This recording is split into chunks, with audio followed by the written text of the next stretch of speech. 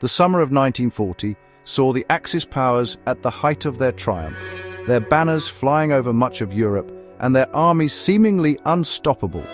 Germany's swift conquest of France shocked the world, sending ripples of fear and awe through capitals across the globe.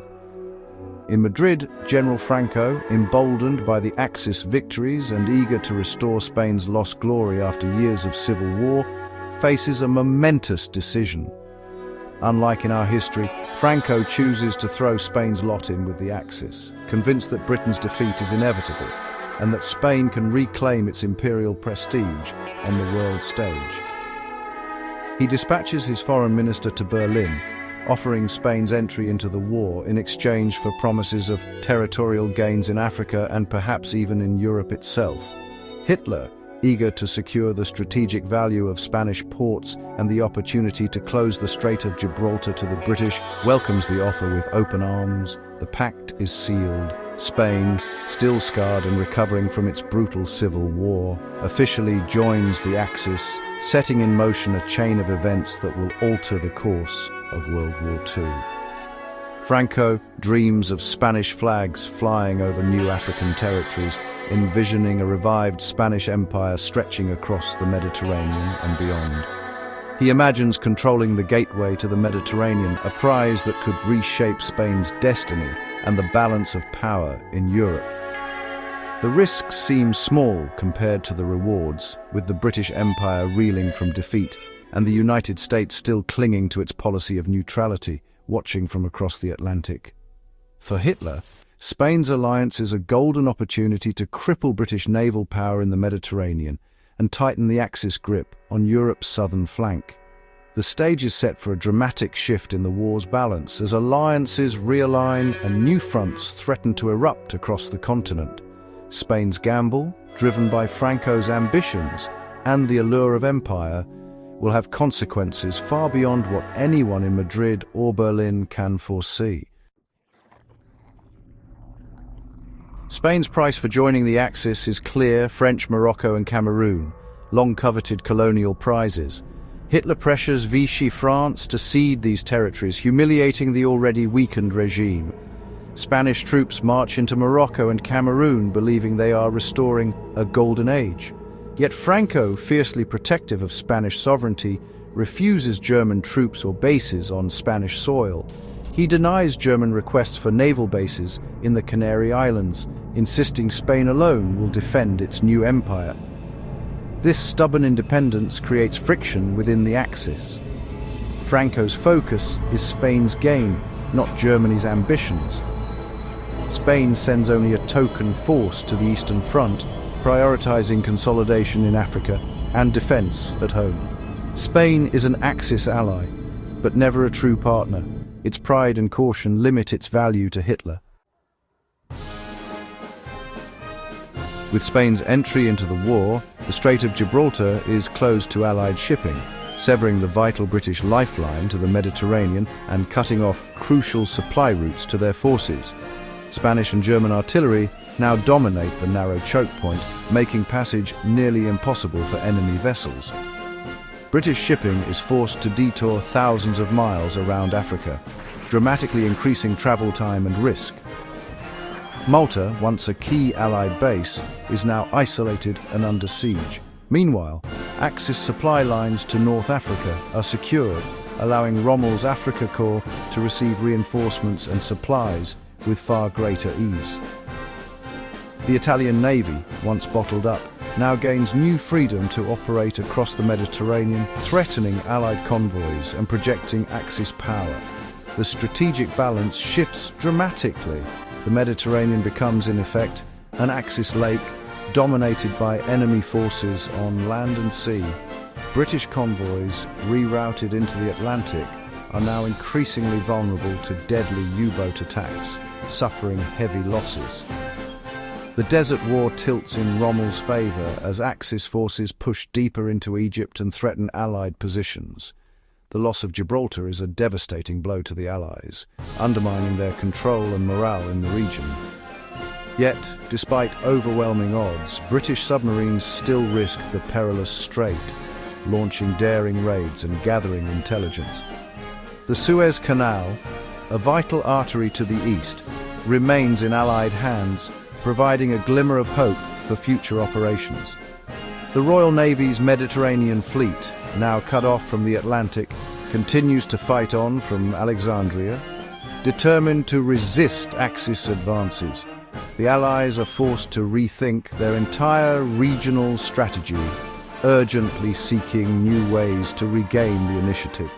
The closure of Gibraltar galvanizes Allied resolve, uniting British and American efforts to break the Axis stranglehold and reclaim the Mediterranean. Despite its strategic position, Spain's military is exhausted and ill-equipped after civil war. Franco knows his army is best suited for defense, not conquest, and focuses on fortifying Morocco and the Pyrenees. Spain's industrial base is weak, unable to supply modern weapons or sustain major offensives. In Cameroon, Spanish forces quickly collapse under Allied attack. In Morocco, they struggle to control hostile territory. Spain's contribution to the Axis is minimal. Its troops are symbolic, not decisive. For Hitler, Spain is a strategic roadblock, not a powerful ally. When the Allies turn their attention to Iberia, Spain's military weakness becomes a fatal vulnerability. The stage is set for disaster when the Allies strike. By late 1942, the Allies are on the offensive, determined to break the Axis grip on North Africa and open a new front. The momentum has shifted, and the world watches as Allied forces prepare for a bold campaign. Operation Torch targets not just Vichy French territories, but also Spanish Morocco, expanding the scope of the Allied assault and catching Axis collaborators off guard. American and British forces land in Morocco and Algeria. Vichy troops, faced with overwhelming power, surrender or switch sides, further weakening Axis influence in the region. Spanish forces, ordered to resist, are quickly overwhelmed by superior Allied firepower. Their defenses crumble as tanks and infantry push relentlessly forward. The dream of a Spanish African empire collapses in weeks, exposing Franco's military weakness and shattering any illusions of Spanish dominance in the region. By early 1943, North Africa is firmly in Allied hands. Axis forces are trapped and destroyed in Tunisia, marking a decisive turning point in the war. The Mediterranean is reopened, Malta is relieved after months of siege, and Allied shipping flows freely once more, ensuring vital supply lines to Europe. The campaign shatters Axis control and provides a springboard for the next invasion, boosting Allied morale and setting the stage for future victories. The Allies now look to mainland Europe, and Spain is the obvious target. The liberation of North Africa has opened new possibilities for the Allied command. The question is no longer if, but where the Allies will strike next. The world holds its breath as the next phase of the war approaches. With North Africa liberated, Allied leaders debate their next move. In this timeline, Spain, exposed and weakened, is the prime target, not Italy. The Spanish army's collapse and Franco's fragile regime make invasion tempting. Anti-Franco guerrillas, long suppressed, are ready to rise. Allied intelligence predicts an invasion will spark a popular uprising. Operation Iberia is launched. American, British and Free French troops land in Andalusia. Spanish defenses crumble. Seville and Cadiz fall quickly. Reinforcements pour in, and guerrilla fighters supplied by the Allies ignite a second civil war behind enemy lines. Sabotage, assassinations and chaos spread across Spain. The Allied advance is swift and Franco's regime teeters on the brink. Spain becomes a battleground for liberation and civil war. The Allied invasion and guerrilla uprising plunge Spain into chaos. Franco's regime collapses as the army faces defeat on two fronts. Against the Allies and internal insurgents, morale disintegrates, soldiers desert or surrender en masse. Franco begs Hitler for help, and Germany diverts elite divisions to Spain, straining its resources. German troops slow the Allies, but are drawn into a brutal guerrilla war, tying down thousands in a bloody quagmire. By late 1943, Franco's government is gone. he is captured or overthrown, and a puppet regime clings to Madrid. The German army is trapped in an unwinnable conflict, drained of men and material. Spain is in flames, but the strategic cost to Germany is catastrophic. The Allies have decapitated the Spanish Axis partner and opened a new front in Western Europe.